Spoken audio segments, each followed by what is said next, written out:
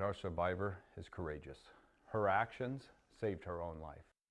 From a sexual predator who is now back behind bars, accused in a series of violent crimes in the span of just a few hours, starting in Madera. I'm Liz Gonzalez.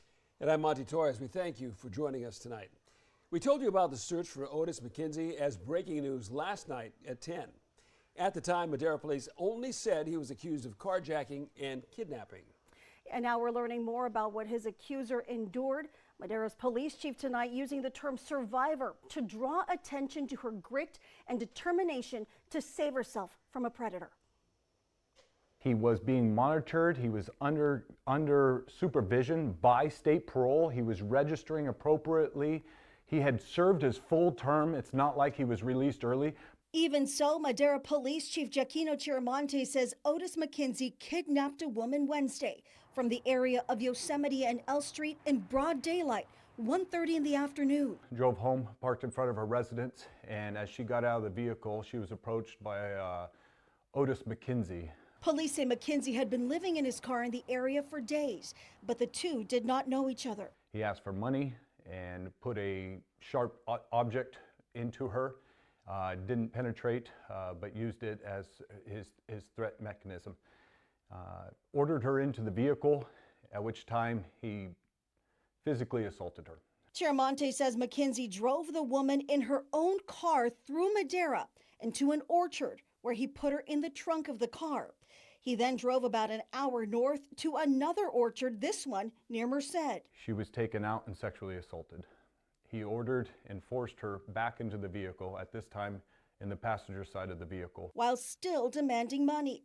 Chiramonte says the woman told McKinzy about her bank account, and he then drove to Modesto, where the woman took a risk that saved her life after 4 terrorizing hours. As he exited the vehicle, she exited and was able to escape.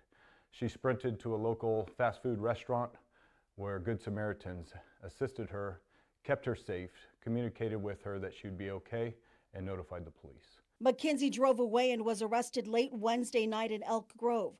We've since learned that McKinzy was convicted of doing the same thing, serving 23 years from 1998 to 2021 for crimes including kidnapping and rape, which require him to register as a sex offender. His profile on the Megan's Law website, which shows he went by multiple names too.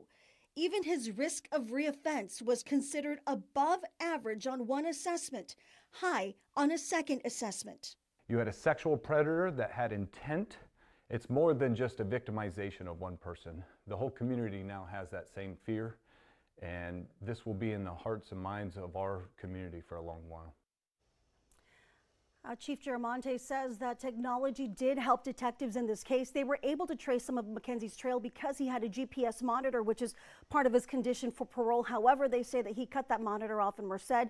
They've since recovered it. Also, an automatic license plate reader ultimately caught onto the stolen car, which led police in Elk Grove to arrest him.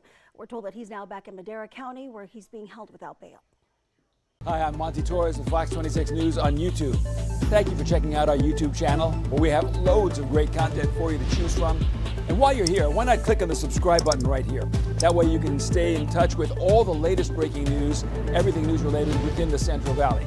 And thank you for watching.